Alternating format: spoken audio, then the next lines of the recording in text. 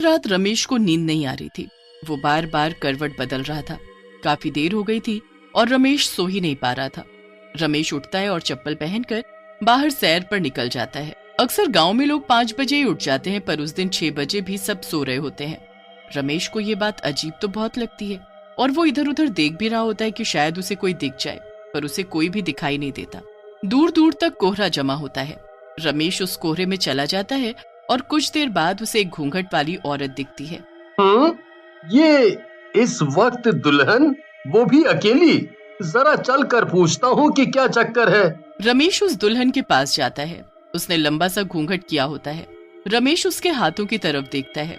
उसके हाथ बेहद ही खूबसूरत होते हैं और चूड़ियों में तो वो और भी ज्यादा खूबसूरत लग रहे होते हैं। रमेश तो उनको देखता ही रह जाता है।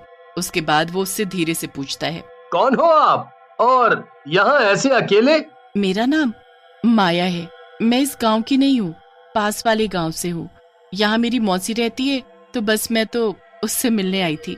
पर इतनी सुबह? सुबह नहीं, अभी तो रात के 2:30 बजे हैं। क्या? पर मैंने तो घड़ी में टाइम देखा था। लगता है घड़ी रुक गई थी। तभी मैं सोचूं कि कोई गांव में अभी तक उठा क्यों नहीं। खैर, तुम इतनी रात को अकेली क्यों घूम रही हो? नहीं नहीं, मैं खुद चली जाऊंगी। तुम्हें तकलीफ उठाने की जरूरत नहीं है।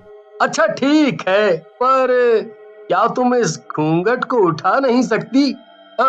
मतलब ऐसे ही, वो मुझे लगा मैं इतनी देर से तुमसे बात कर रहा हूँ और तुमको देखा भी नहीं।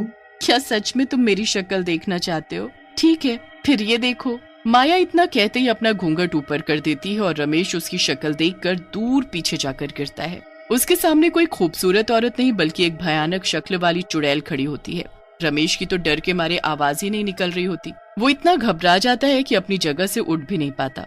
क्या हुआ? तुम तो मेरी शक्ल देखना चाहते थे ना, तो फिर अब डर क्यों रहे हो?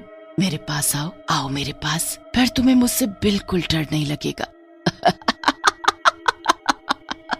नहीं नहीं, मुझे जाने दो, मुझे जाने दो। जो एक बार मेरी शक्ल देख लेता है फिर हमेशा के लिए मेरा हो जाता है। अब तुम कहीं नहीं जा सकते, अब तुम मेरे हो, सिर्फ मेरे। चुड़ैल अपने हाथों से इशारा करते हुए उसे पास बुलाती रहती है। रमेश चुड़ैल की तरफ देखता ही रहता है और धीरे धीरे उसका दिमाग उस चुड़ैल के वश में हो जाता है। चुड़ैल बड़ी खुश होती है और जोर जोर से हंसने लगती है। अब आएगा मजा। वो चुड़ैल वापस अपना घूंघट करती है और तुरंत वहाँ से गायब हो जाती है। रमेश को कुछ होश नहीं होता। वो अपने घर जाकर बस सो जाता है। अब अगली सुबह रमेश की माँ उसे उठाती है। उठ बेटा, आज हमें लड़की देखने जाना है। रमेश उठकर नहा धोकर तैयार हो जाता है। उसके बाद वो लड़की के घर जाते हैं। लड़की सबको बड़ी पसंद होती है, पर रमेश उसकी तरफ देख भी नहीं रहा होता।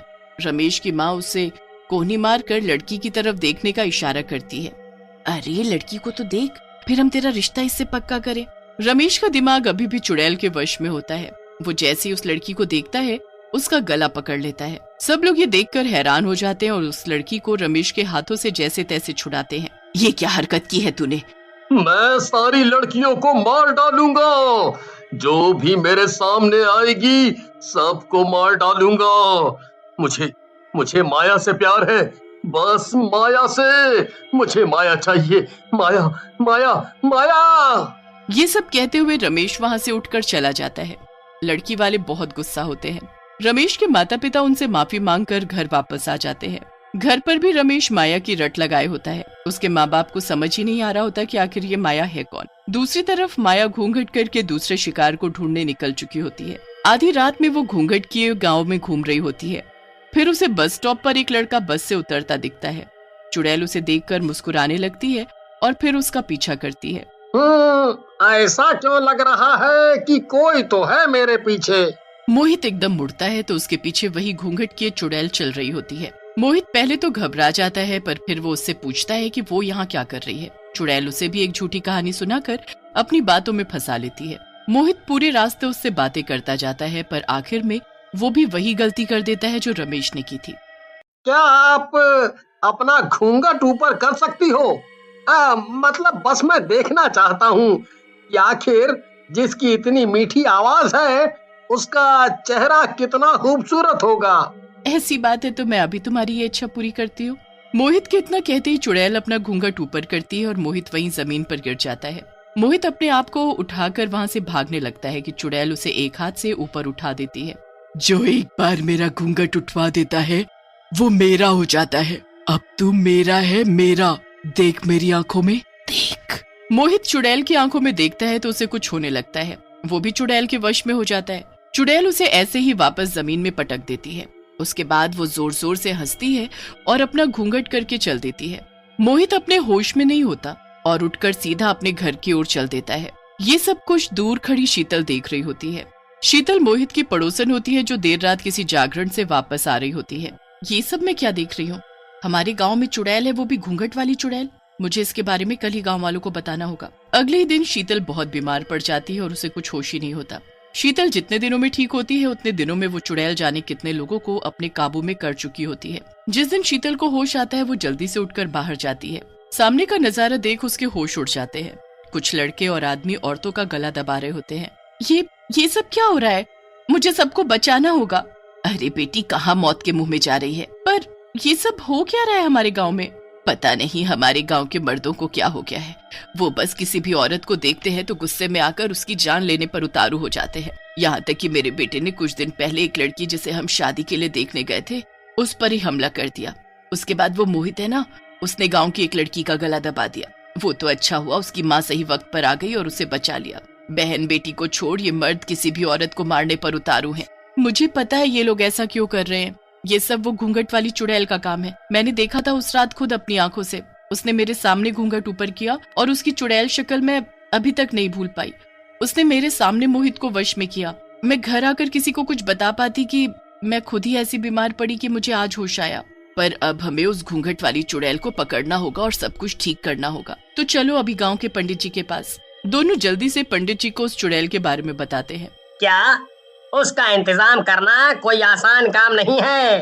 वो चुड़ैल हमेशा की तरह आज रात भी घूंघट में बाहर निकलेगी।